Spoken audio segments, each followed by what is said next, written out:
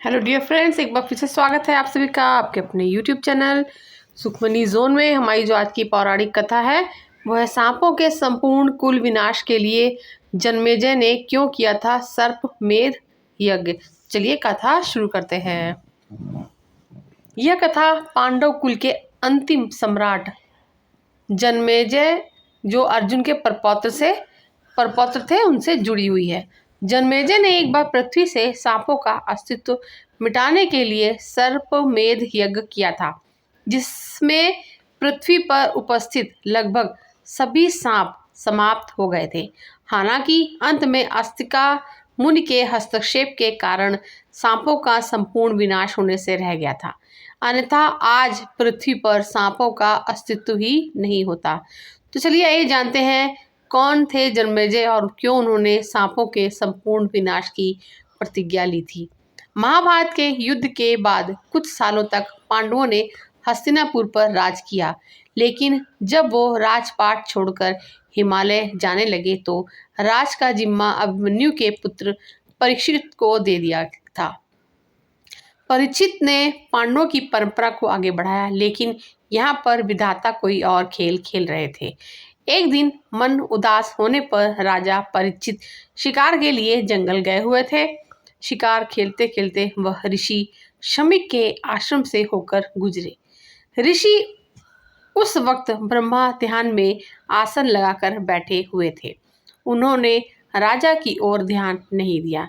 इस पर परीक्षित को बहुत ही तेज गुस्सा आया और उन्होंने ऋषि के गले में एक मरा हुआ सांप डाल दिया। जब ऋषि का ध्यान हटा तो उन्हें भी बहुत गुस्सा आया और उन्होंने राजा परीक्षित को शाप दे दिया कि जाओ, तुम्हारी मौत सांप के काटने से ही होगी। राजा परीक्षित ने इस शाप से मुक्ति के लिए तमाम कोशिशें की, लेकिन कोई फायदा नहीं हुआ। राजा परीक्षित ने हर मुमकिन कोशिश की कि उनकी मौत सांप के डसने से ना हो। उन्होंने सारे उपाय किए, ऐसी जगह पर घर बनवाया जहां परिंदा तक पर ना मार सके, लेकिन ऋषि का शाप झूठा तो हो ही नहीं सकता था। जब चारों तरफ से राजा परीक्षित ने अपने आप को सुरक्षित कर लिया तो एक दिन एक ब्राह्मण उनसे मिलने आए। उपहार के तौर पे ब्राह्मण ने राजा को फूल दिए और परीक्षित को डसने वाला वो काल सर्प तक्षक उसी फूल में एक छोटे कीड़े की शक्ल में बैठा था। तक्षक सांपों का राजा था। मौका मिलते ही उसने सर्प का रूप धारण कर लिया और राजा परीक्षित को डस लिया। राजा परीक्षित की मौत के बाद राजा जन्मेजय हस्तिनापुर की गद्दी पर बैठे। जन्मेजय पांडव वंश के आखिरी राजा थे। जन्मेजय को जब अपने पिता की मौत की वजह का पता चला तो उसने धरती से सभी सांपों के सर्वनाश करने का प्रण ले लिया और इस प्रण को पूरा करने के लिए उसने सर्पमेध यज्ञ का आयोजन किया।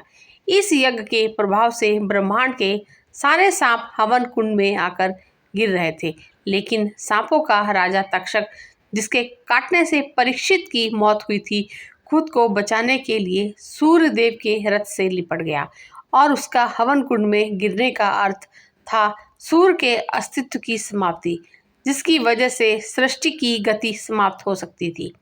सूर्यदेव और ब्रह्मांड की रक्षा के लिए सभी देवता जन्मेजय से इस यज्ञ को रोकने का आग्रह करने लगी, लेकिन जन्मेजय किसी भी रूप में अपने पिता की हत्या का बदला लेना चाहता था।